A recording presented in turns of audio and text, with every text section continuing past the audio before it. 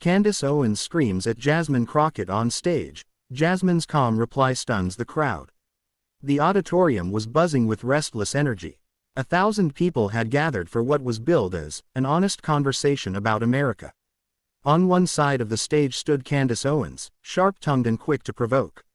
On the other side was Congresswoman Jasmine Crockett, known for her fiery advocacy but also her quiet grace when it mattered most. From the very start, the tension was obvious. Candace leaned into the microphone, her voice cutting through the room like a blade.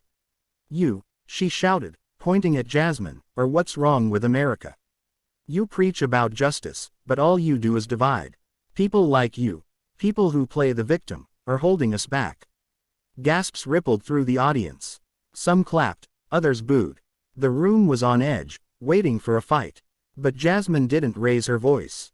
She didn't roll her eyes. She simply took a breath, adjusted the microphone, and smiled gently as if she were looking not at an enemy, but at a human being who had been carrying too much anger for too long. "Candace," she said softly, "I hear your frustration. I hear your pain. But I want you to know, I'm not your enemy. And neither are the people you're shouting about. The real enemy is the belief that we have to hate each other to be heard." The room went silent. Even the air felt still. Candace blinked, caught off guard.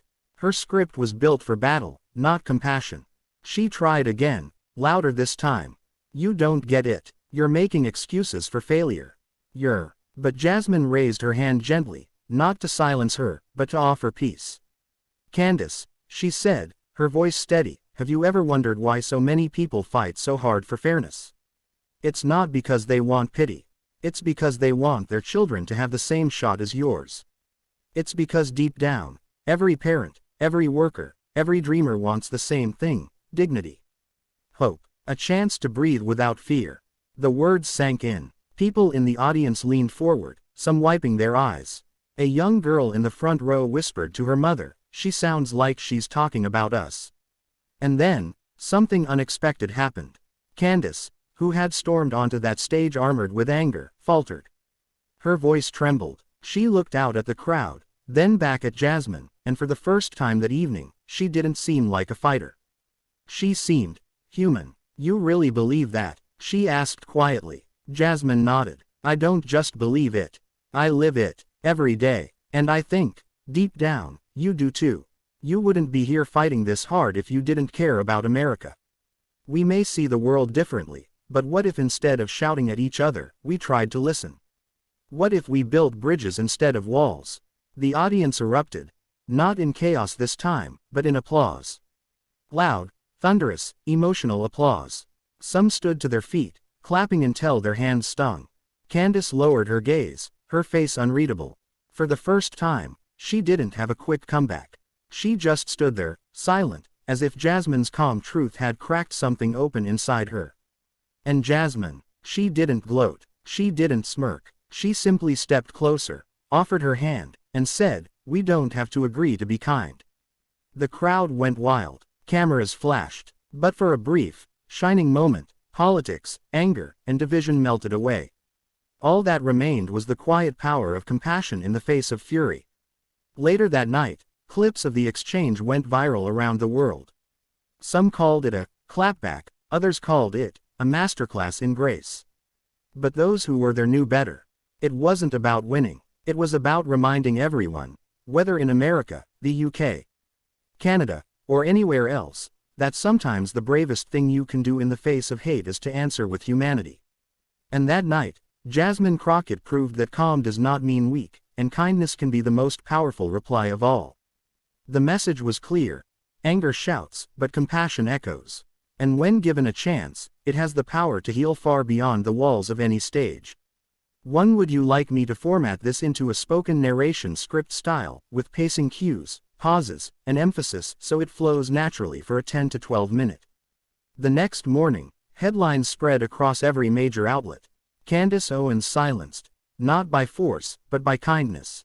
Jasmine Crockett's calm reply goes viral. When compassion defeats chaos. Clips of the exchange were replayed on talk shows, shared on social media, and discussed in classrooms. What stunned people wasn't the clash of ideologies, it was the way one woman chose peace when the whole world expected war.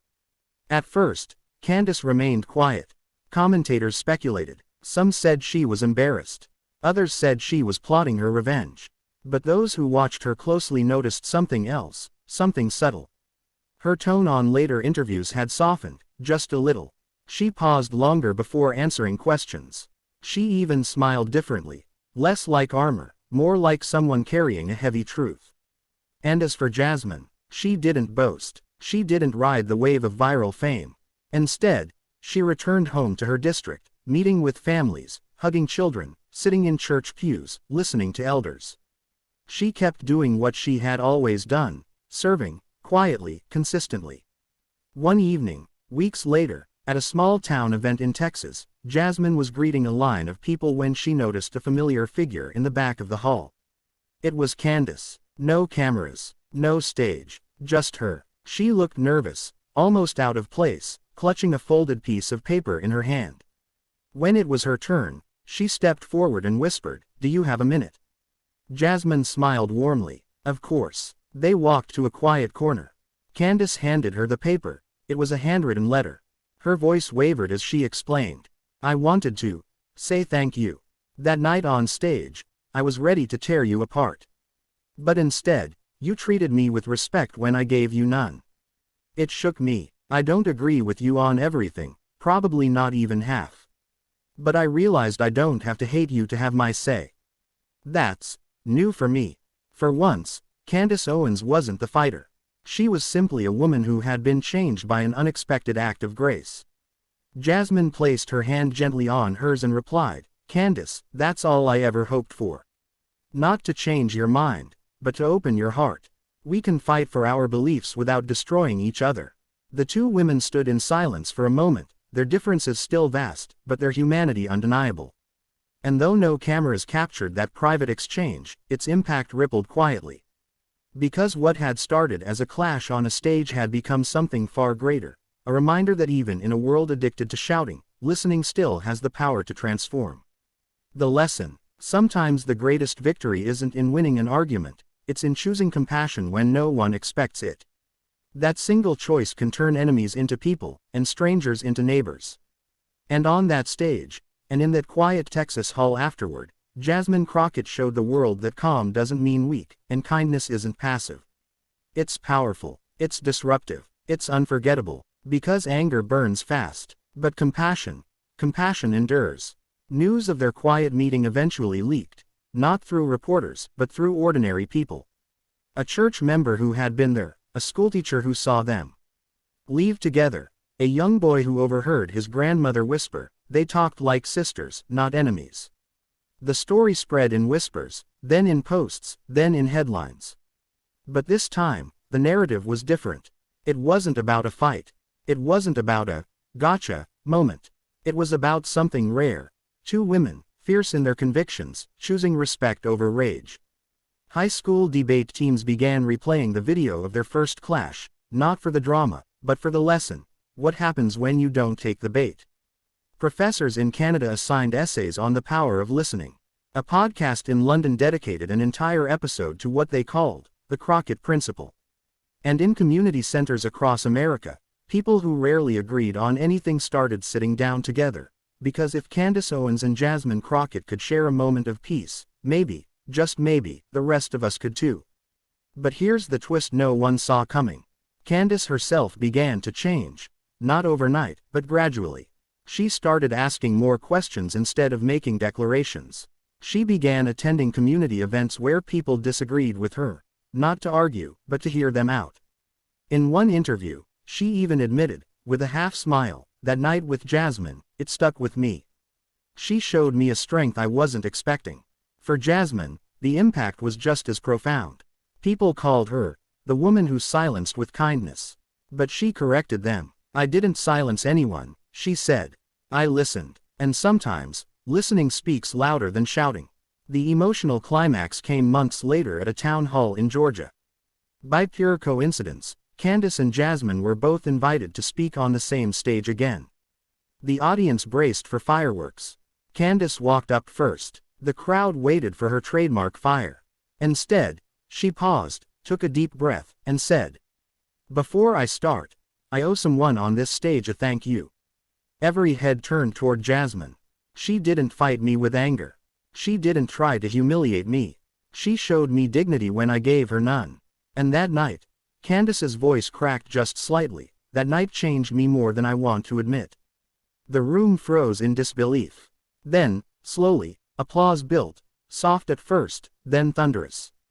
Jasmine stepped forward, not to claim victory, but to extend her hand once again. And when Candace took it, the crowd rose to its feet, clapping, cheering, some even crying. Not because one side had won, but because, for a rare and fleeting moment, unity felt possible. And that's where the true power of the story lies. Not in the shouting, not in the clash, but in the choice one woman made to answer fury with peace. It's a lesson as old as humanity but as urgent as today. Anger divides, compassion connects, hate burns out, kindness endures, and sometimes, the calmest reply is the one that shakes the world the most. One now, this piece is fully fleshed into a narrative arc with multiple emotional beats, perfect for a 10 to 12-minute narration if delivered with pacing and pauses. Do you want me to format it into a spoken word narration script stage directions like so it feels performance ready for YouTube or months turned into a year? The viral clip of Candace and Jasmine was still circulating, not as fresh news anymore, but as a quiet reminder, a teaching tool, a symbol, a spark. In classrooms across the US, teachers played it before difficult discussions. In the UK, a community center in Birmingham used it to launch a "Listen First" campaign, where people from opposite sides of politics sat down at the same table once a week. In Canada, a nonprofit began printing posters with Jasmine's words, "We don't have to agree to be kind." The story had traveled far beyond two women and one stage. It had become a parable.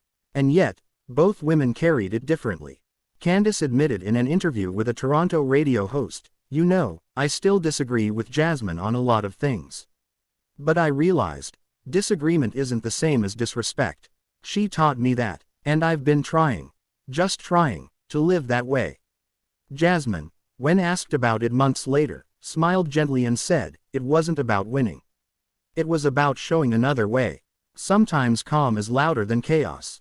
The most unexpected twist came when both women were invited to speak together, not against each other, but side by side, at a youth leadership summit in Washington, D.C. Standing shoulder to shoulder, they looked out at a sea of young faces, diverse, hopeful, anxious about their future. And instead of repeating old battles, they shared the stage to deliver one simple truth. Candace said, "Don't let anyone convince you that shouting is the only way to be heard." Jasmine added, "And don't let anger be the loudest voice in your heart." The crowd, a mix of students from red states and blue, rural and urban, black, white, brown, rose to their feet. Not because they agreed on every policy, but because they had witnessed something rare, two people choosing respect in a world addicted to outrage. And so, the story that began with screaming ended with silence, the good kind of silence. The silence of reflection, the silence of possibility. It was proof that one act of compassion, in the face of fury, can echo longer than any insult. Because here's the lasting truth. Arguments fade, headlines pass, outrage burns out, but kindness plants seeds that grow in places we least expect. And on that stage, long after the shouting stopped, something far greater began to grow. Hope.